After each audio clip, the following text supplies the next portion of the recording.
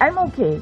Alam nyo, mas masakit pa ang maiwanan ng boyfriend o girlfriend kesa ma-impeach ka ng House of Representatives.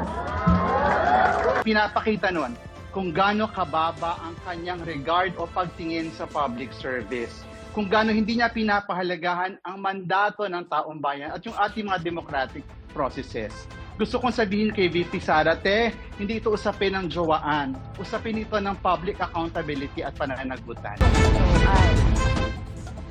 God save the Philippines. We've already started preparing the moment Franz Castro announced the impeachment plans, which was November of 2023. So November of 2023, there were already lawyers doing their work for the impeachment. So we leave it to the lawyers. Handa ba ang bise humarap sa impeachment court kung sakali? Kung pwede namang hindi, and I understand pwede naman, hindi na. Oo. Kasi baka ma-intimidate lang sila lahat sa presence ko doon.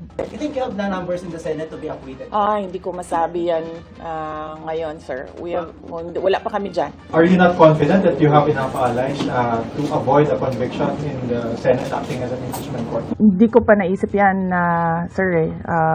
I've not counted numbers of votes in the Senate. So we are not there yet. We are still, the legal team is still in the preparation of the defense and what we will do moving forward. That is not an option. Wala pa tayo doon, ma'am. Masyado pang malayo yung mga ganyan na mga bagay. Nandun pa lang tayo sa pagbabasa ng. Actually, ma'am, wala pa tayo doon dahil yung mga abogado lang yung nagtatrabaho. Hindi ko talaga alam kung anong ginagawa nila. But I have a meeting with him. If he wants to, he can be part of the defense team. But because of his age and because of rigorous preparations in an impeachment case, baka sabihin ko sa kanya na wag na lang siyang mag-lead. Dahil medyo may edad na si former President Rodrigo Duterte. He's already 80 years old this year. I think I said everything will be all right. Yan nata ang sinabi ko. His reply was a song. MacArthur's Park. So, nagpadala siya ng video na kumakanta siya. I feel betrayed. Actually, ma'am, wala akong feelings. Wala akong feelings about it. Kasi, kung napapansin nyo, wala naman kasi talaga akong barkada na politiko. I don't join their circles. But we are friends. Kaya siguro, ganyan din siguro kadali sa kanila ang magdesisyon about the impeachment. Kasi wala naman talagang